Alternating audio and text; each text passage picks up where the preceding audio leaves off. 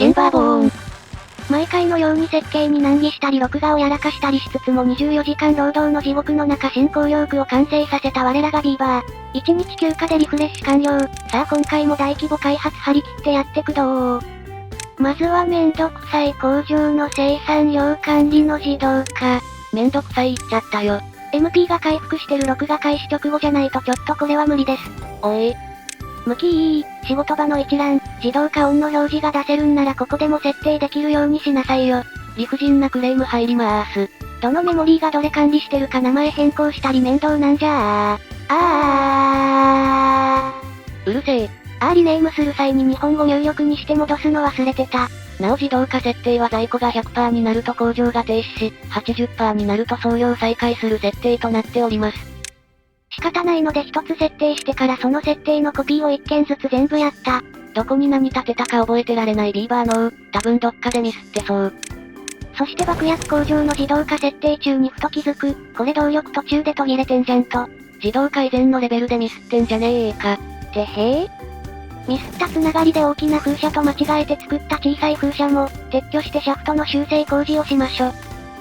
こんな感じでおなしゃーす。これまで別系統で扱っていた動力も、今回の工事で一元管理に切り替えた。さあキリキリ動力回収工事に勤しむのだー。いやビーバーたちは前回お前が指示した割と意味のない整地作業で大忙しだ。そうだった、それ終わったらシャフト工事よろしくね。ほんとお前はビーバー使いが荒いな。いやいやそれほどでも褒めてねえよ。元工業区の動力の地中化に貢献してくれた天然の穴を埋め立てしまーす。15サイクルワンダー実績のために積み重ねた工夫の思い出よさらば。とりあえずシャフトが繋がり動力の一元化成功。需要量は超えてるけどいまいち動力出てないぜ。今日は風が弱いのかな？重力バッテリーさーん。風車が止まってもりもり下に下がっております。まだ余裕あるけど少し危うい。元建設作業員の小屋の場所、葉っぱこれで対岸の工業区の高さと同じレベルになったぜ。低くなったことで緑地範囲もいい感じに広がったね。お次は重力バッテリーの増設工事。下準備のシャフト工事入りまーす。でもって今までシャフトだった部分を撤去してバッテリーずらー。こんな感じでおなしゃーす。これだけあれば多少風が止まっても余裕で乗り切れそうだな。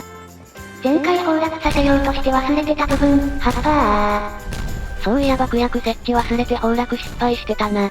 この少しずつ崩れていく感じがたまらねえ。安定の爆破ジャンキー。綺麗に削り取ったことで隣の緑地化されてない部分が気になりだしたけん。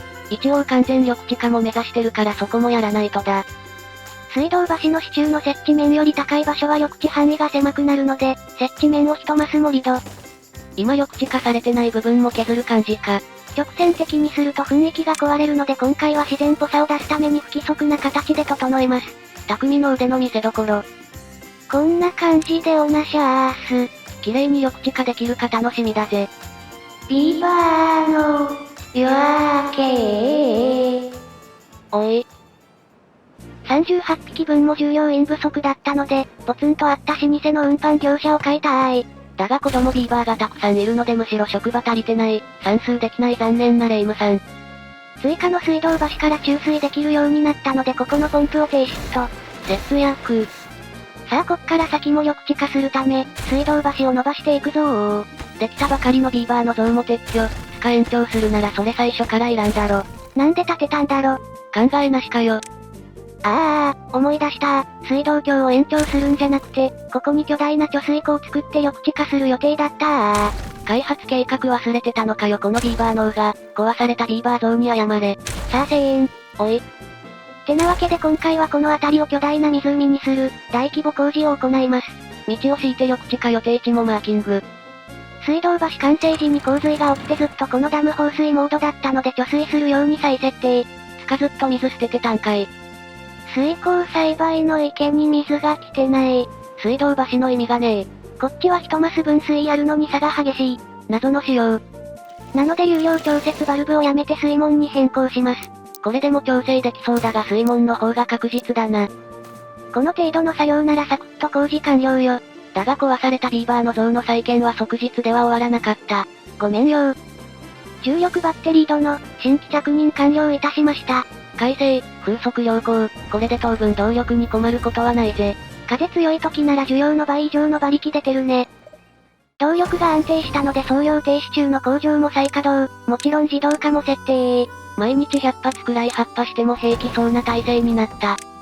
では爆薬も準備できたので巨大ダム湖プロジェクト開始、まずはこの辺りを全部吹き飛ばします。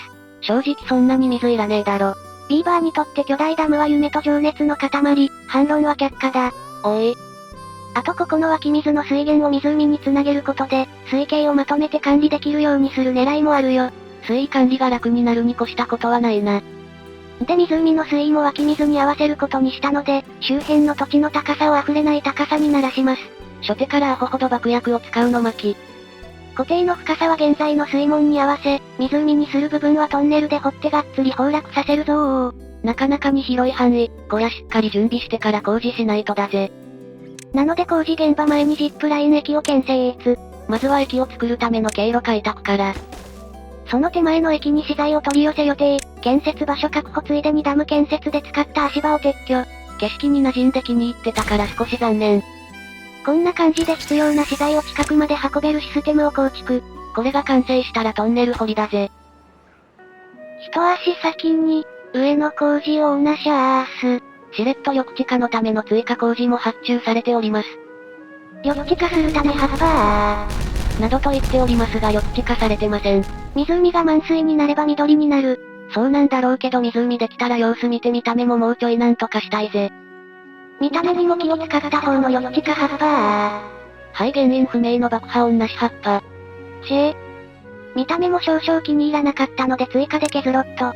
細かい修正入りまーす。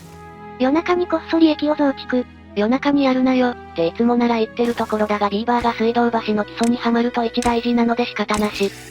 この場所も建設時の事情でかなり迂回しちゃってるから作り直しましょ。で作り直したけどそんなん変わらんかったわ。超微妙。その結果、翌日大量の爆薬を持ったビーバーたちの大行列ができた。いやなんかすみません。裏でめっちゃ文句言われてそう。さあ崩落作業用のジップライン駅が開通したぞ。崩落させて巨大な貯水湖に作り上げるぞー。今回崩落させる範囲はこんな感じ。湧き水と汚水ドレーンは壊せないので周囲はそのままにします。湧き水やドレーンが崩落できちゃうと色々とまずいもんな。トンネルの範囲が決まったので壁と切り離すための爆薬の設置も予約。一撃じゃトンネルの深さまで削りきれないからもう一回設置だな。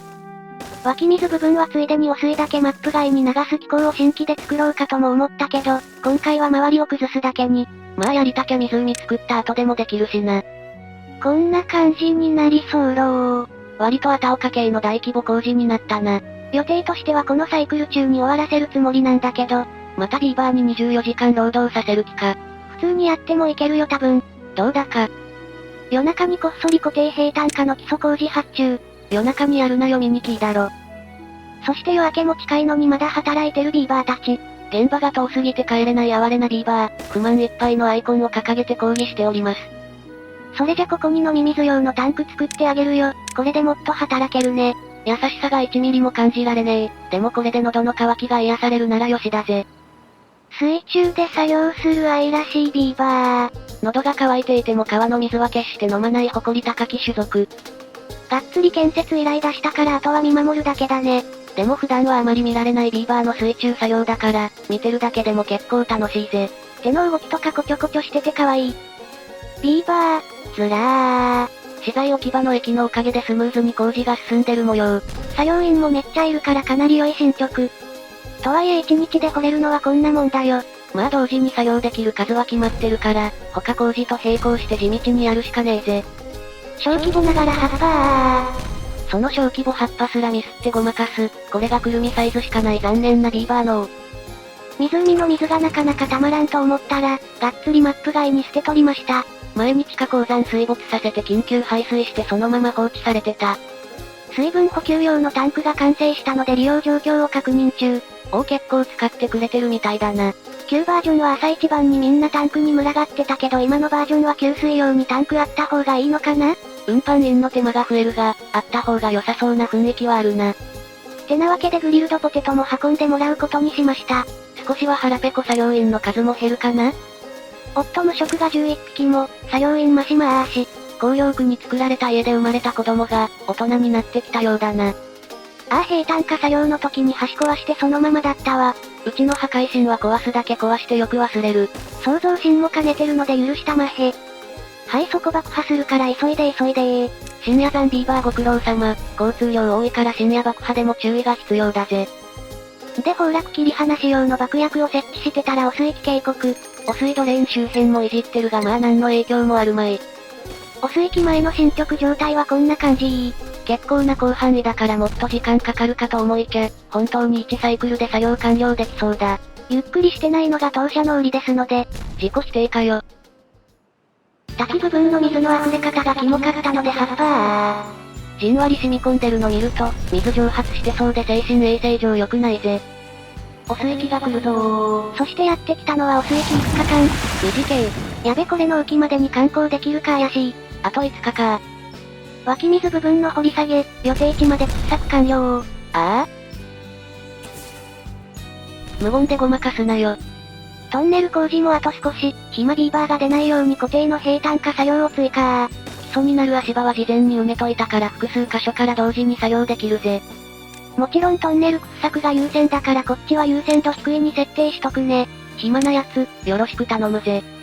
やべ汚水器終了まであと2日、作業急げー。工期が迫り焦って優先度をマックスまで上げる計画性の低いうちの親方。などと土木工事に勤しんでいたら、いつの間にか丸太が1万になってました。丸太富豪誕生、つか他の資材もかなり溜め込んでます。盛り土工事増しまーし。作業員多いからこの手の作業もマジ早いな。